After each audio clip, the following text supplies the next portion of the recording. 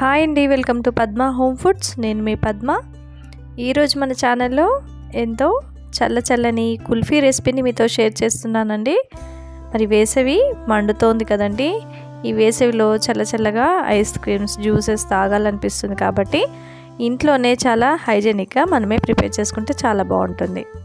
ఇక్కడ కుల్ఫీ ప్రిపేర్ చేసుకోవడానికి నేను ఒక 7-8 బాదాం, ఒక 7-8 జీడిపప్పు, 7-8 పిస్తా తీసుకొని గ్రైండ్ చేసి పక్కన పెట్టుకున్నానండి. ఇప్పుడు ఒక ప్యాన్ తీసుకొని అందులోకి ఒక 1/2 లీటర్ ఫుల్ క్రీమ్ మిల్క్ని వేసుకుంటున్నాను. ఈ విధంగా మిల్క్ యాడ్ చేసుకున్న తర్వాత ఈ మిల్క్లో నుంచి ఒక 2 టేబుల్ స్పూన్స్ వరకు ఒక బౌల్లోకి మిల్క్ని తీసుకోవాలంటే పచ్చిపాలనే తీసుకోండి. ఇప్పుడు ఈ పచ్చిపాలలో ఒక 1.5 టేబుల్ స్పూన్ కస్టర్డ్ పౌడర్ని వేసుకొని లంప్స్ లేకుండా మిక్స్ చేసుకొని పక్కన పెట్టుకోండి. ఇప్పుడు స్టవ్ ఆన్ చేసి మిల్క్ వేసుకున్న ప్యాన్ని స్టవ్ పై పెట్టుకొని మిల్క్ అన్నీ కూడా రోల్ బాయిలింగ్ అయ్యే వరకు కూడా స్టవ్ని లో టు మీడియం ఫ్లేమ్ పెట్టుకొని కుక్ చేసుకోవాలి.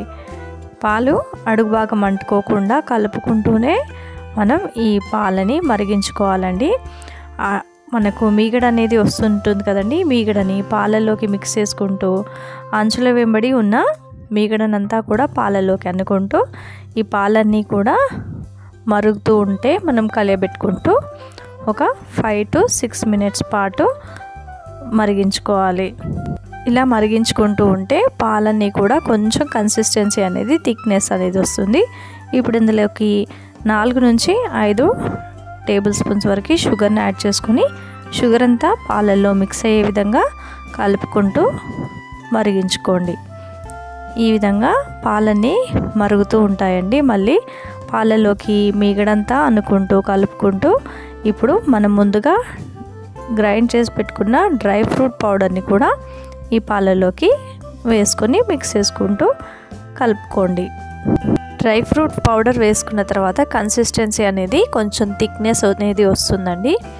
ఈ విధంగా పాలన్నీ కూడా మిక్స్ చేసుకుంటూ రోల్ బాయిలింగ్ అయ్యే వరకు కూడా కుక్ చేసుకోవాలి. ఈ విధంగా ఒక 2-3 నిమిషాలు మరిగించుకున్న తర్వాత మనం ముందుగా కలిపి పెట్టుకున్న కస్టర్డ్ పౌడర్ మిశ్రమాన్ని కూడా పాలల్లోకి వేసుకొని కలుపుకోవాలి. ఈ కస్టర్డ్ పౌడర్ వేసేటప్పుడు స్టవ్ని మొత్తం సిమ్లోకి పెట్టుకొని వేసుకోండి. అలా అయితే లంప్స్ లేకుండా పర్ఫెక్ట్గా వస్తుంది. ఈ విధంగా కస్టర్డ్ పౌడర్ మిశ్రమం వేసుకున్న తర్వాత స్టవ్ని మీడియం ఫ్లేమ్లోకి అడ్జస్ట్ చేసుకొని, అంటే లో టు మీడియం ఫ్లేమ్లోకి అడ్జస్ట్ చేసుకొని కొంచెం ఇలాచీ పౌడర్ని కూడా యాడ్ చేసుకొని కలుపుకుంటూనే కుక్ చేసుకోవాలి. ఈ విధంగా ఒక 3-4 నిమిషాల పాటు కుక్ చేసుకున్నారంటే మనకు కన్సిస్టెన్సీ అనేది ఇంకొంచెం థిక్నెస్ అనేది వస్తుందండి. ఈ విధంగా కొంచెం మనకు బుడగలుగా మరుగుతున్నప్పుడు స్టవ్ని ఆపేసి ఈ మిశ్రమాన్ని పూర్తిగా చల్లారే వరకు చల్లారబెట్టుకోవాలి. చల్లారిన తర్వాత చూడండి కన్సిస్టెన్సీ అనేది ఇంకొంచెం థిక్నెస్ అనేది వస్తుంది. ఇప్పుడు ఇక్కడ నేను కుల్ఫీ వేసుకోవటానికి ఈ విధంగా 6 ర్యాక్స్ ఉన్న ఒక కుల్ఫీ బాక్స్ని తీసుకున్నాను. ఇందులోకి ముందుగా ప్రిపేర్ చేసుకున్న కుల్ఫీ మిశ్రమాన్ని అన్నిట్లలో కూడా ఫిల్ చేసుకోవాలి.